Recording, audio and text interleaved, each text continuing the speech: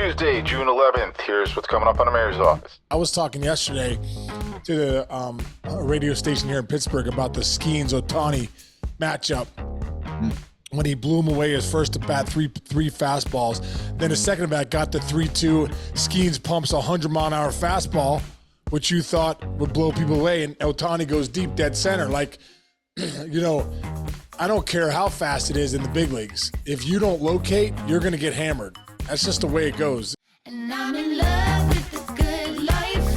Can't give it up. Make it to the top and keep climbing. I wanna live it up. The good life. I'm coming up. I'm coming up. The good life. Good life. Oh, good life. Good life. Good life. Boom, coming in hot, Chinchy. What's going on, brother? Beautiful day on the Strong Easy today. It's nice outside. How's it weather over there? Beautiful, dude. Same way. Not a cloud in the sky. It's beautiful, man. It's beautiful. I got something weird going on though, bro. I have these side stairs over at my house that come in the right behind the garage. Yeah. And we're putting an addition on, and they're just starting to get going. So yesterday, the guy that's one of my buddies, Matt Cortez, who owns Cortez Building, he's doing the addition. So yesterday he's like, "Hey, Case, we got to do something about these stairs because right where the stairs are going is going to be where there's a hallway to the new addition." And I'm like, "Okay." He's like, "We got to get these stairs down." And I'm like, "All right, cool. When?" He's like, "Tomorrow." I'm like, "Tomorrow?" Well, dude, Chinch, we've been coming in that for the last 5 years. I've been coming in those steps. Like, you know what I mean? Like it's like the weirdest. So like I'm like a little rattled because I'm over in the kitchen today. I'm looking out and these stairs are coming down. They're like the stairs that I go in every day. So I'm talk about change. The change is always a little uncomfortable. You know what I mean? One guy got a little cloud over him last night. Dude, did you see Buster Olney's Twitter account got hacked last night? Oh boy. The dude went to town. And it's funny because I'm looking at my phone. I'm just like scrolling. What was he doing? Crushing Buster? Or? No, he was acting as if he were Buster, tweeting things out. So I see this tweet on my phone. I'm like, gee, what's happening? Here's a tweet I saw. The season is canceled due to COVID. I was like, wait, what? Here's more. This is from his official account. It's got millions of followers. Next one. Shohei Ohtani has been banned for life from MLB in connection to charges with gambling. His trial is on August 28th. It's speculated he could get life in prison. Terrible. Here's one. The New York Mets are finalizing a deal that would send Francisco Lindor to the Oakland Athletics, sources tell ESPN. And then there's another one that just says, I hate Mets. There were more, dude. This guy. First of all, I mean, wonder if it was a Mets fan or a Phillies fan or a Phillies fan. Somebody posted a funny picture of like Mr. Met on a laptop. Like, oh, I found the guy who hacked. I don't know if people do that. Dude, I had that happen a few years ago. My Twitter got hacked too. Really? I just don't understand what you get out of it. First of all, it's very strange. Especially now, these people come out in baseball specifically right around the trade deadline. Like I remember years ago, there was a fake Ken Rosenthal account that actually correctly predicted David Price to the Tigers, I think, or to the Red Sox or something like that. Oh, really?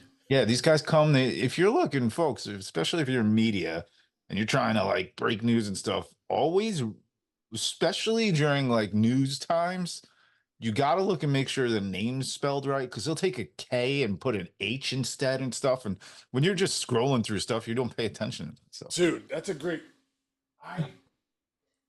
So funny you said that. Hang on, let me get this thing. What do you got there? I got this. Casey's under his desk right now. It's like, I ordered this thing. I ordered this like this thing on. It's a foot bath, like detoxifier. You ever done one of those? I've seen them. The stuff that comes out of your feet's ridiculous. But I ordered it on Amazon. I don't know if that was the right call because Nothing is spelled right. Like Ionic Oh, Detox no. Program. Oh, come on. You Yeah, can't. oh yeah. And then when you read when you as you're reading along, you're like, someone in China wrote this. You know what I mean? And then I'm thinking, then you start thinking to yourself, is this a scam? Yeah. You know what I mean? Does this foot detoxer work? Yeah, dude, I did that once. It was I got like, oh, the $30 for a pair of Ray-Bans. I get this thing like 2 months later in the mail. These Ray-Bans come. It's like, when you go to like your CVS and there's like the little stand that you spin around with like Yeah. glasses, like the faux glasses.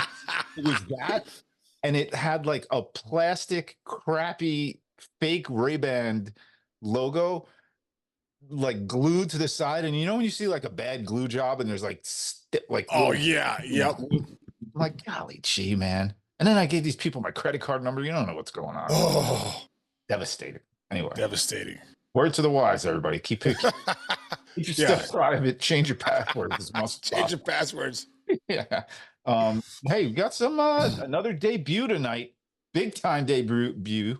Drew Thorpe was traded for Juan Soto. Was traded for who else was he traded for? He was also Dylan Cease. Dylan Cease. Yeah, so Drew Thorpe went in the Soto trade, then got traded to Chicago in the Dylan Cease trade. Yeah. Which, boy, I tell you what, his numbers, if his numbers are double A or anything about what he projects to be, Yeah. the White Sox got a good pitcher. Very good pitcher. The other fun thing about him, to me, it's fun because we see everybody throwing 99, 100, 130 miles per hour these days. He tops out around 94 miles per hour. Really cool thing I've read about him. This is a quote from him. He said, with the lower velo, I tend to watch guys that don't throw as hard. Right. Zach Gallen, and I always grew up watching Max Scherzer, but definitely different repertoires. So that's pretty cool. I like the pitcher guys, especially now. It's almost like a throwback to like the 90s. Yeah. Well, I think when you look at a guy like, Zach Gallen and these guys, that are throwing 94, 95, it's funny. Yeah, they're like the 88, 89 guys that used to have to pitch back in the day. And, hey, listen, at the end of the day, a well-located pitch in the big leagues is going to get guys out. I mean, you even saw, I was talking yesterday to the radio station here in Pittsburgh about the Skenes-Ohtani matchup. When he blew him away his first at bat, three fastballs.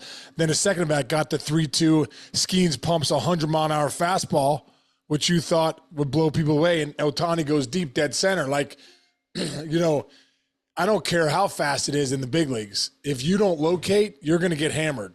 That's just the way it goes, at the big league level, even if it's 100 miles an hour. So if you're throwing a well-located 94-mile-an-hour heater on the corners, that's not easy to hit. It's still 94 miles an hour, still on the corners, right? So, if you're mixing and matching with an elite, he's got an elite changeup, that makes that 94 play, even faster than 94.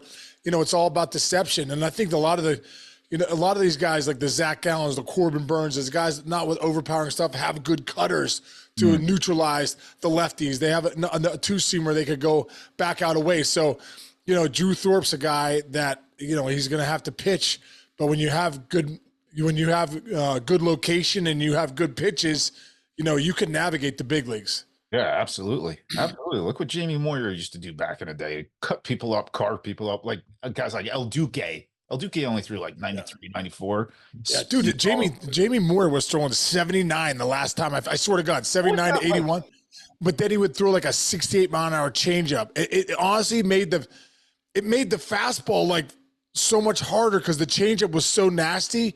It didn't matter how fast or slow it was. It just, the deception was incredible. So it was like, I remember I think I was 0 for 3 off him, and I was like, if I don't get a hit here, I'm going to jump off a bridge. I ended up hitting the line drive out the middle, 1 for 4. And I'm like, I can't believe I'm not hitting this guy. But the bottom line is, doesn't matter. It's all about the deception, the arm action, how it comes out of his hand, what your eyes see. Yeah. Yeah. Remember, what was I going to say? Well, first of all, let me pull your numbers up against Jamie Moyer now that I'm thinking. Here we go. Jamie Moyer, you're 500.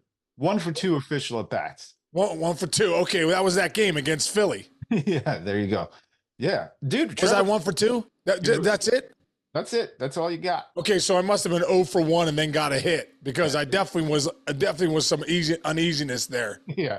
Trevor Hoffman didn't throw that hard, right? I think he threw. Trevor Hoffman was like, well, everyone said he didn't, but when I first faced him, he was 93, 94, 95. But then when later on, he was, 88, 89. But dude, the changeup was so nasty. Yeah. Like I said, it didn't matter. It's like Hideo Nomo's split finger. Right. You go back to certain guys' pitches, Randy Johnson's slider, you know what I mean? Kurt Schilling's split finger, John Smoltz's everything, Greg Maddox's, Pedro's changeup. I mean, just Greg Gagne. Yes. Oh, that was Eric Gagne, dude, he threw 101 miles an hour with a Bugs Bunny changeup. It literally came in with a hump. And you're like, I can't wait long enough to hit this thing. Yeah.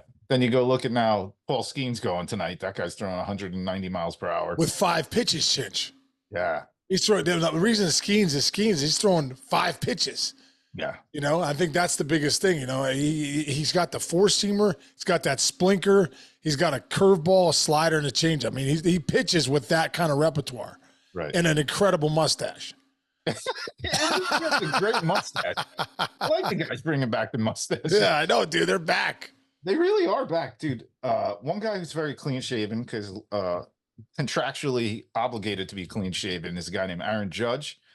Dude, you got to tell you, it was the player of the week again. I don't know, was he player of the week, player of the month, player? Well, can you not talk about him, right? We have to talk about him. I'm gonna pull up these stats, dude. Since May 2nd, so he's in 412. He's over 300 now, by the way. If Aaron Judge is a 300 hitter, he's the number 1 hitter in baseball. End of story, right? Yeah. 412 since May 2nd. He's currently slugging 702. The last player to slug 700 or better was Barry Bonds in 2014. He was 812. 812.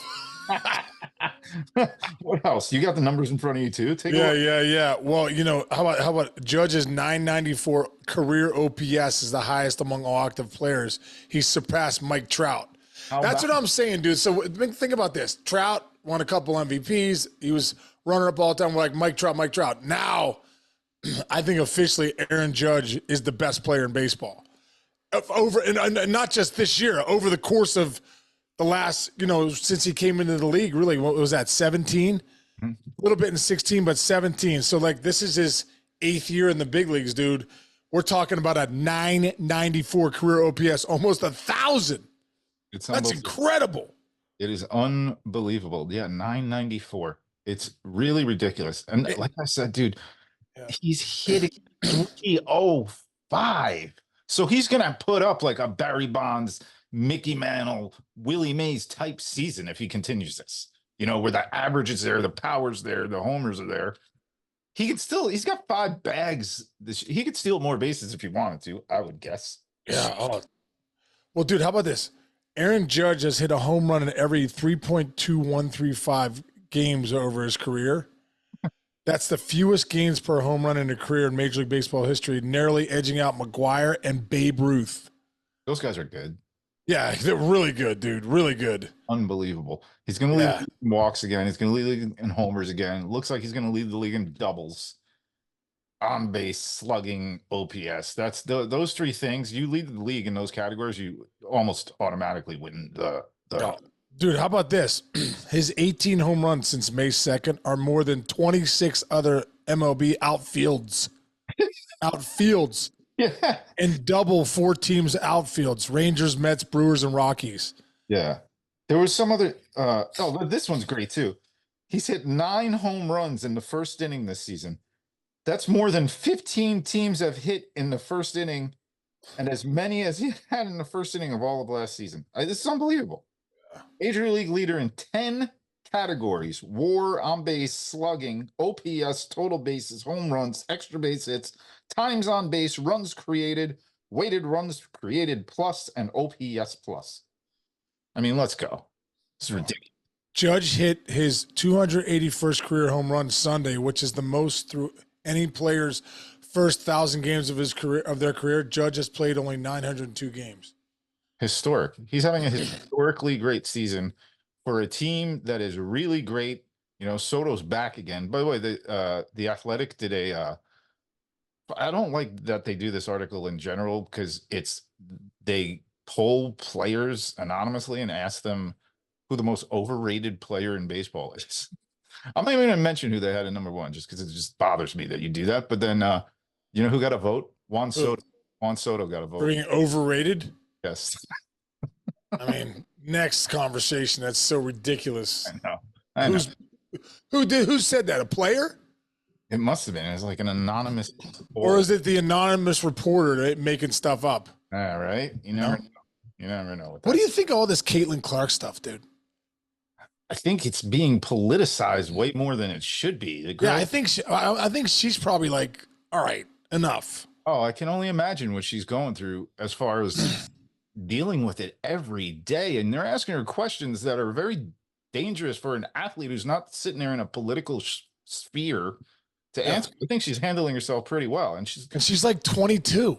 Yeah. And they're beating her off on the court, that part of it. I don't mind. Yeah. Okay. Good. I don't mind that either. And LeBron spoke out about it. I don't know if you saw that. I think it was on JJ Redick's podcast. Him and they do something together, I think. And LeBron was just saying that like his teammates hated him when he came in. Like not hated him, but they're like they wanted him to prove that he was good enough. Yeah. And somebody said somebody said in a quote, he wouldn't even say who it was, JJ Redick, but said that they asked him what he thought of LeBron his rookie year. Hey, this guy's a good defender. He passes well, but I don't think he's ever going to be good enough to score at an elite level. Meanwhile, 40,000 points later, 40,000 points later, all-time leading scorer in the NBA. So it's like, I mean, I get like, and I also think there's some jealousy there too, dude. But hey, listen, they're challenging her. And I think Caitlin Clark's tough enough to up for the challenge. Like at the end of the day, nothing's going to be handed to you when you get to grown women, grown men, grown women in professional sports. I just don't love there does seem like there's a little maliciousness there at times. And I don't think that's good for anybody. Yeah. You know what I mean? But if you want to be tough and you want to, make her own it, okay, I get it. No doubt about it. But I do agree with what LeBron said too. Like you're flying private jets now. Like you're a WNBA is going to another level because of Caitlin Clark, whether you like it or not. So like, don't, embrace it a little bit. And it's not like she's sitting there like not working hard and not talented. It's like it's one of the best players in the world. And I remember back in the day, Shaq's first All-Star game, NBA All-Star game. The guy like the Jordans and all those guys and Karl Malone, Barkley, all them, they beat the bag out of him. They didn't want him scoring, and they were just kind of teaching a lesson, like, welcome to the pros. Yeah. You're going to be here, but right now, you got to earn it through us vets. We've been here 10, 15 years. I get it. It sounds like machismo kind of type things, but hey, there's competitiveness, and then like you said, jealousy. But just do it right. Do it the right way. Play it tough. Play her hard. All that stuff. Okay. What else? And also too, how about the thought process too of dude? The women she just came from a run at the Final Four. And it seemed like a week later, she was the first pick of the draft and then playing in a season. Playing like 2 days later. Like shit, that hasn't stopped. No, has not. It hasn't stopped. So that's a little weird too, but so props to Caitlin Clark, man. She's an absolute stud. She's the reason I watch the WNBA. She's the only reason. I don't know one other player. The only my favorite player ever in the WNBA was Teresa Witherspoon, because she played for the Liberty when they came out. That's probably kind of when I stopped watching WNBA basketball until this year. Yeah. Like, oh, Caitlin Clark's playing. Click. I turn it on. Sorry, everybody. I want to see. I actually do want to see them trying to get the better of her. I like to see how she reacts to it. I like to see basketball. I don't care about anything else. I like seeing fun in basketball. Good pull, man. That's a good one. Yeah. Well, and one other guy I want to talk about before we go is talk about young players doing damage, and that maybe a guy doesn't get overlooked, but I think sometimes we maybe don't talk about him enough because he's not in a huge market. Is Gunnar Henderson just hit his 21st home run for the Orioles? Guys playing a premium position at short. and he has a 974 OPS. We're just talking about Judge. Gunnar Henderson's at the top of that lineup. I think he's got 46 ribbies. He's got 21 bombs, 974 OPS. The Orioles, I mean, the Yankees are the best team in baseball, no doubt about it, I think. Yeah. And the Orioles are right there too, like the Phillies, Orioles, but the Orioles are not going away. They're lingering, they're holding serve, you know what I mean? So like we keep talking about the Yankees, but the Orioles, they're not going anywhere. They're a couple games back. They're only a few games back with the way the Yankees have played. That's incredible because the Yankees could have made some serious space right now with the way they've been playing. I totally agree. And to be 22 years old and have the pop that he has, last 7 games, 333, 2 bombs, 4 ribbies. But guess what, Case? 6 walks. Right. You know, I mean, he strikes out a little bit, but that's going to change. You know, that'll go. He's good, man. He's good. He's a hell good. of a player. Yeah. Hell of a player. All right, great. You don't walk out that door today with no steps. Don't forget. Dude, no. The guy, I just said, hey, listen, for whatever reason, we sleepwalk in the Casey household. Gosh, you're right. Few of us do. So I told the guys, you got to put a board up on this door because we don't need my son Andrew walking out here thinking it's he's going to 7-Eleven or something. Like the old Mr. Magoo cartoons, where he falls, Wile E. Coyote. Exactly. Comes out, wing.